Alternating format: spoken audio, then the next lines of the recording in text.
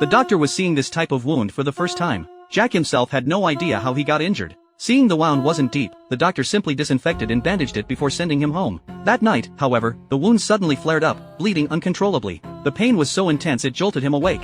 At dawn, Jack returned to the hospital. This time, he underwent a thorough examination, blood tests, CT scans, various instruments were employed one after another, yet the doctor concluded everything was normal. A friend, hearing about this, offered a suggestion. He thought Jack's condition seemed less like an illness and more like a spiritual affliction. The friend referred him to a diviner. Though Jack claimed not to believe in ghosts or spirits, the unbearable pain in his hand drove him to visit the diviner's home with his friend. The diviner was a girl who appeared to be only 15 or 16. The moment she opened her eyes, Jack was startled.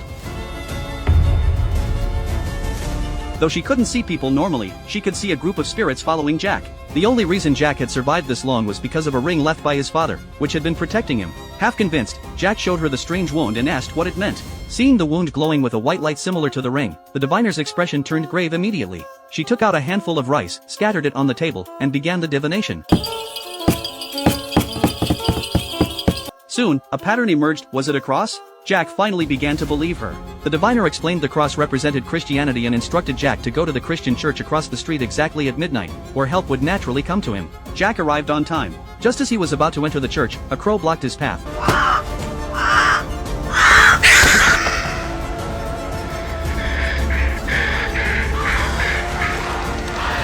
Followed by a whole flock diving toward him. It seemed some evil presence was trying to stop him from entering. Inside the church, a demon was actually being contained. Two priests, one old and one young, were performing an exorcism. Unaware the demon had two lives, they thought the ritual was nearly complete. As they prepared to finish, the demon suddenly broke free, pinned the elder priest down, and choked him. Gasping for air, the old priest used his last bit of strength to press a cross against the demon's face, saving his own life. The young priest, terrified, abandoned the elder and fled.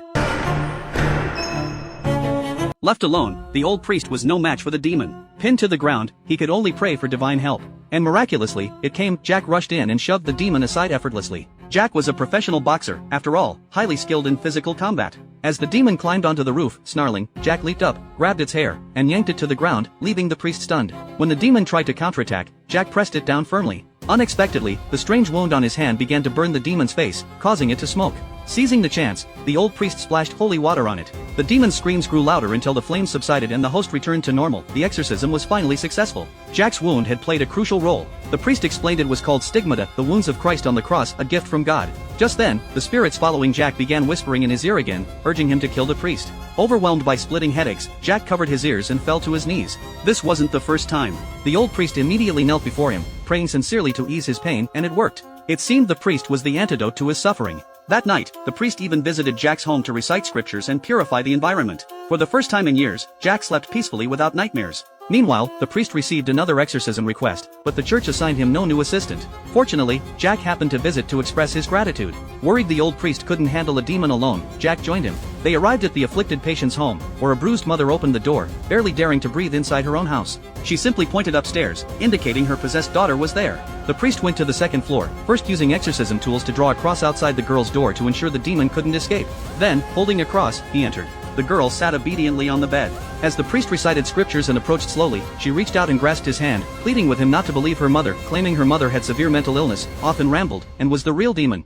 The priest pressed the cross to the girl's forehead, but nothing happened. He was taken aback. Logically, if the mother were truly the problem, she wouldn't have contacted the church to invite a priest home. So the issue likely still lay with the daughter. Some demons were cunning and deeply hidden, undetectable from the outside, but if they entered the girl's body, they could be exposed. Working in unison, Jack quickly entered, jumped onto the bed, and pinned the girl's shoulders while the priest poured holy water into her mouth. White smoke immediately rose from her lips as she spat out a mouthful of blood. In the next moment, she seemed like a different person. No longer hiding, the demon lifted the priest telekinetically and slammed him against the wall.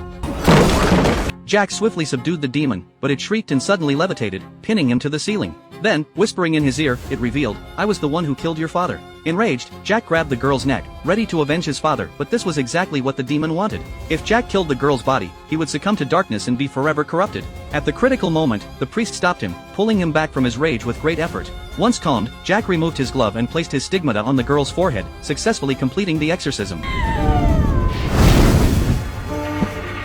Meanwhile, in a dark corner, the demon leader shed tears of blood, knowing another of his followers had perished. After the girl recovered, the priest asked if she had encountered any strangers recently, hoping to find the one responsible for her possession. Just as she was about to reveal the demon leader's location, her eyes began to bleed. The demon was attempting to kill her remotely using a cursed doll made from her hair. The priest recited scriptures on the spot and burned the doll, saving her just in time. That evening, the two shared a meal and celebratory drinks, which made Jack question, as a clergyman, are you allowed to drink? The priest replied it was fine. He was skilled in both smoking and drinking, needing a little each night to sleep well and maintain energy for exorcisms during the day. Even after the meal, the priest wanted more. Meanwhile, the demon leader wasn't idle. In a basement, he began a ritual, summoning a powerful demon from a spring below. Next, he needed a host, someone filled with great resentment. Coincidentally, a young boy in a monastery was being bullied by his peers. After the beating, the boy crouched in a corner, crying silently. The demon leader approached, speaking gently, I'm here to help you. Once the boy let his guard down, the demon entered his body. But no matter how powerful the demon was, it would be futile against the old priest and Jack, who made an exceptional team.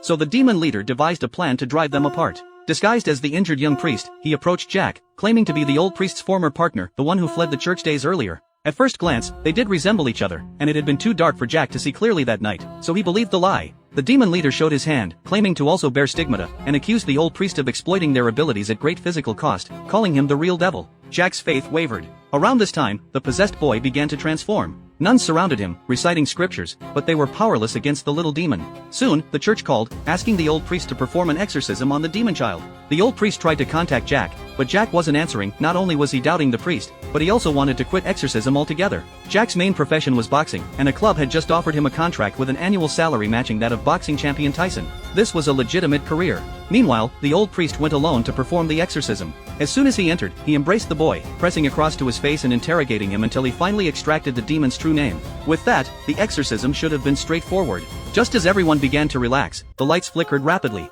The boy opened his eyes again. This time, they were dual-pupiled. A piercing shriek echoed, and an elderly nun fainted on the spot. The boy's body didn't contain just two demons, but 666 of them. On his end, Jack couldn't stop worrying about the old priest. He declined the lucrative contract, infuriating his agent, who, it turned out, was sent by the demon leader to delay him. Calling the priest, Jack learned he was in danger. In the exorcism room, only the priest and one nun remained. Both their ears were bleeding, their bodies pushed to the limit. Yet the priest persisted, reciting scriptures and performing exorcisms repeatedly as the boy kept reviving. No one knew how many cycles had passed. Exhausted, the priest could no longer chant. This time, the boy fought back fiercely, pinning the priest down and beating him unconscious. When the nun tried to help with a cross, she was nearly choked to death. At the critical moment, Jack finally arrived. He flung the demon against the wall like a rag doll, then placed his palm on the boy's forehead. As he silently recited prayers, his stigmata glowed brightly. He sprinkled holy water, obliterating all 666 demons at once. Fortunately, the priest was mostly unharmed, and the child returned to normal. The entire monastery thanked Jack, and he finally understood the purpose of exorcism. But the demon struck swiftly, pressing a poisoned blade to his throat. He forced Jack to swear an oath to God, renouncing his stigmata. To save the priest, Jack was about to comply when the priest deliberately drove the blade into his own neck. The demon leader fled into the darkness as the poison quickly blackened half of the priest's face. Jack brought the priest back to the church. The young priest immediately used holy water to treat him, but it was ineffective. The poison was incurable. The only solution was to kill the demon leader to give the old priest a chance at survival. This time, Jack donned sacred robes, took the old priest's exorcism tools, and rode off on his fastest motorcycle. From the formerly possessed girl, he learned the demon's base was a bar. He stormed the stronghold alone. The guard demons were tough, seemingly unkillable, until Jack poured holy water over his stigmata and burned them all. Just as he was about to enter, another formidable enforcer appeared. Meanwhile, the demon leader was by the spring, gaining power through sacrificial rituals. By the time Jack defeated all the enforcers and reached the spring, the demon leader plunged into the water with a splash. As Jack approached to investigate, another splash echoed. A monstrous form emerged from the water. It was the transformed demon leader, now thick-skinned and immune to the stigmata's effects. Jack was accidentally bitten and, like the old priest, fell poisoned and unconscious. His consciousness drifted to the afterlife, where he met his deceased father. Holding his hand, his father said, "I'll always be with you," strengthening Jack's resolve. When Jack awoke, his stigmata had grown more powerful, his right hand now burned with true holy fire. They battled again. Only this holy fire could injure the monster, though it merely scorched its flesh. Even when knocked unconscious, the monster's wounds healed automatically. Realizing this was futile, Jack knew he needed more than his father's belief. He needed the old priest's faith too. He took the cross ring given by the old priest, clenched it in his hand, and endured sharp pain as the flames intensified. In slow motion, he struck the monster's chest, paralyzing it. Jack then noticed the poison blade still embedded in its heart, the key to victory. He pulled it out and destroyed it with holy fire, finally killing the demon leader. As Jack caught his breath, countless hands emerged from the spring, dragging the demon leader's body underwater as if to remake him. Clearly, while this demon leader was gone, true evil would always persist. Jack's mission was far from over. Riding back to the church, he found the old priest had regained consciousness. Jack had lived up to everyone's expectations and to divine will. One might wonder, if Jack never believed in Christianity before, why would God grant him stigmata? In truth, as a child, Jack often went to church with his father to pray for his mother, who died during childbirth, to be resurrected. Their prayers went unanswered. One night, Jack's father, a traffic officer, was on patrol when he encountered a drunk driving couple. The young man's ring suggested he was the demon leader at the time, and the fox demon beside him was likely the cunning one later possessing the girl. The young man sped through a checkpoint. Jack's father, trying to stop him, grabbed the car door but was thrown off and run over. Seeing his father severely injured, Jack's first thought was of Christianity. He rushed into a church, praying desperately and asking a priest if God could save his father.